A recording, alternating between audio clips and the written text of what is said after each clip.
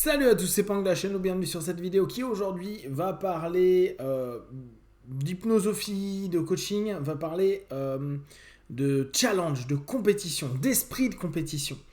Je trouve que c'est très intéressant actuellement de voir dans les formes d'éducation qu'on propose que on est en train de mettre à distance le principe de compétition ou en tout cas de limiter d'un point de vue scolaire les notes pour ne plus déranger, blesser, gêner, exclure des jeunes, des enfants. Pour ceux qui, comme ma génération, ont connu les notes A, B, C, D, E, je crois que j'ai eu un E, ouais. Ou des 1 sur 20 ou 0, je crois que j'ai eu beaucoup de 0. Aujourd'hui, apparemment, c'est pas bien. C'est pas bien, ça ne va pas dans la culture d'inclusion et de sociabilisation des enfants et montrer un défaut plutôt que montrer les qualités semble problématique. Quand on y réfléchit, hein, c'est très PNL comme façon de réfléchir, c'est-à-dire axez-vous vers le positif, il n'y a pas d'échec, il n'y a que des feedbacks, etc. etc. Tout ce principe de dev perso, il est un petit peu arrivé dans le principe éducatif. Et moi, j'y adhère pas, mais je comprends l'idée qu'il y a derrière. Vaut mieux emmener vers du positif que s'axer sur du négatif. Notre sémantique, si on peut la faire de façon plus posée, plus ouverte et tout, clairement, c'est cool. Et si, effectivement, pour les gamins, au lieu de dire, comme moi j'ai pu le vivre, et hyper régulièrement, parce que j'avais des carnets et des relevés notes tous les 15 jours où on nous levait pour nous classer. Donc, vu que moi j'étais toujours dans les 3 ou 5 derniers, tous les 15 jours, tu te fais humilier de ouf parce qu'en fait, quand t'es nul quoi. Et ça aide pas. Donc, effectivement, c'est pas terrible. Ça donne pas trop la rage de vaincre, hein. Tu te dis juste que t'es une merde. C'est vrai, c'est pas terrible. Néanmoins, parce que je trouve que aujourd'hui, il y a l'excès inverse, hein, donc vu qu'il n'y a plus ces notes, en tout cas, je ne sais pas si c'est partout pareil, hein, c'est en discutant avec certains profs, en discutant avec certains parents, c'est ce qu'ils me disaient. On arrive dans une dérive que je trouve pas forcément clean. C'est un peu comme l'excès de PNL. Il y a des moments, les PNListes ou les hypnotistes, on a envie de les taper parce qu'ils te reprennent toutes les 10 secondes à dire « Ah, mais là, t'as dit un truc négatif. Mais là, tu crées un ancrage qui est négatif, etc. » Tu vois, détends-toi. On a le droit d'être humain, on a le droit aussi d'exprimer des choses, etc.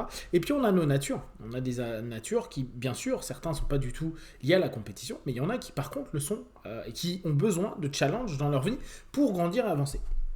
Ce qui est très amusant, c'est que je faisais la remarque et puis, depuis quelques mois, et puis on en a reparlé hier sur le groupe de Libre Communication, il y a un truc qui, moi, me dérange, c'est que notre système éducatif oriente les enfants vers ne vous challengez pas. Quoi, en gros, pardon, c'est pas ça. Il n'y a pas de classement. Alors, comme je vous dis, hein, ayant été très souvent le dernier du classement, je sais ce que c'est d'être le loser, le mec qui n'y arrive pas, le mec qui est nul, le mec qui est con, etc. Néanmoins, ça tue pas un homme, déjà. Il faut bien se rendre compte que c'est pas parce que pendant des années et des années, on a été médiocre, vraiment le mot est là, hein, misérable, médiocre, que pour autant on s'en sort pas. Petit 1. Petit 2, c'est intéressant parce qu'on revient à cette notion que vous avez certainement déjà entendu parler, l'antifragilité. C'est-à-dire que ce qui ne nous détruit pas, au bout du compte, nous rend plus forts.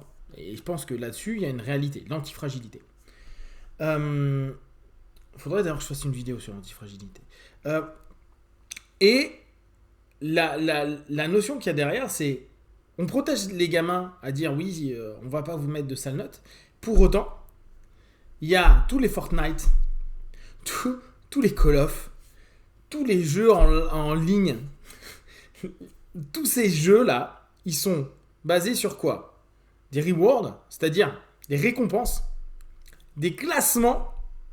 Et à longueur de temps, vu que c'est en ligne, tu es en train de te vanner avec les autres, avec tes potes, avec des personnes que tu connais pas qui vont t'insulter parce que tu as fait un sale truc ou quand ils t'ont battu, t'ont tué, ils se foutent de ta gueule.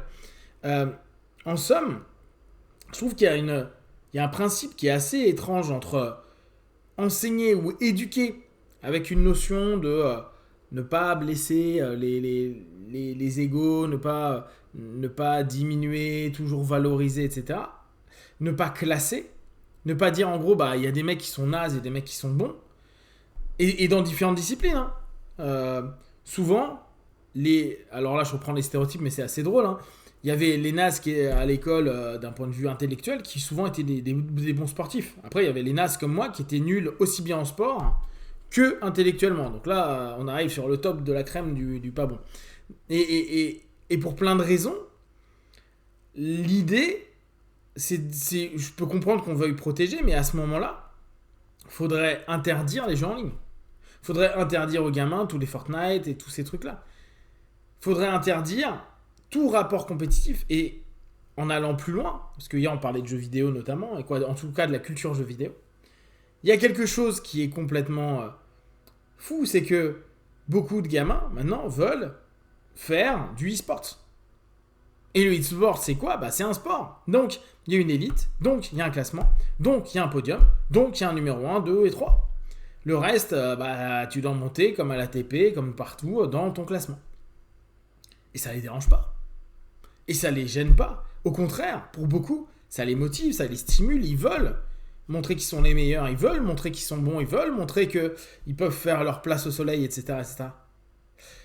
Et c'est là où je trouve qu'il y a une dichotomie, un mismatch qui est hyper important entre les valeurs éducatives qui sont en train d'être proposées actuellement, où on a l'impression que c'est pas bien de créer les différences, c'est pas bien de créer ces challenges, ces compétitions entre les jeunes âmes.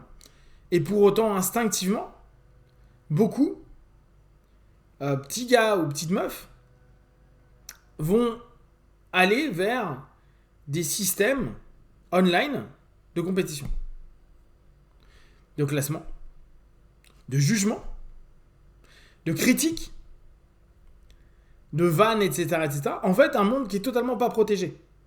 Et qui est en fait la réalité. Enfin, une réalité, mais celle qui vivent. Et c'est là où on se demande si, au niveau du message qui est véhiculé, on enseigne forcément quelque chose de correct. Oui, bien sûr, tout le monde ne va pas aimer le challenge, c'est sûr. Oui, ça va être dur pour certains de se dire qu'ils sont pas bons, voire nuls, voire se sentir humiliés parce qu'ils sont mauvais. Pour autant, même le gamin qui est un cancre peut devenir un excellent gamer. Par exemple, je prends des jeux ou dans certains jeux, ou un excellent sportif, ou un excellent plein de choses. Dans un monde qui va être pas du tout répondre à un ensemble de suggestions qui est proposé par le système scolaire en l'occurrence là.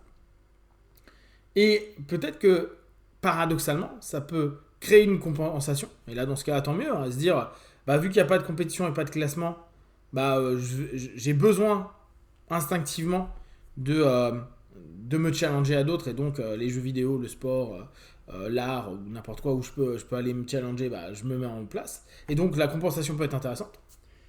Mais est-ce que, d'un autre côté,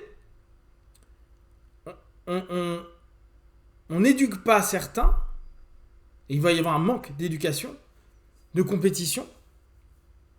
Et je sais que pour certains, il devrait y avoir un monde de coopération. Mais là encore, je reprends, il y a plein de jeux en ligne coopératifs. On est par team. Et on va quand même éclater les autres. Parce qu'il y a un côté de challenge, de prise de pouvoir. N'oubliez pas, dans les éléments, les programmes primitifs qu'on a, on a prise de pouvoir. Prise de pouvoir. Ça, qu'on le veuille ou non, il y a la notion challenge, prise de pouvoir. Donc est-ce qu'il ne faut quand même pas éduquer un petit peu ? Et les notes, même si c'est chiant et galère, etc., peut-être à voir et à réfléchir, mais à se dire, est-ce qu'il n'y aura pas une alternative où il y a quand même du challenge, et en même temps, il n'y a peut-être pas que ce jugement-là à prendre pour faire évoluer, grandir, passer des classes, en l'occurrence, les gamins, les jeunes, les ados. Si vous avez des questions et des remarques partagées sur Facebook, YouTube, j'y répondrai le plus rapidement possible. Et comme d'habitude, de tout ce que je propose, ne prenez que ce qui est juste pour vous. Testez, observez, analysez et concluez. Be one. Ciao.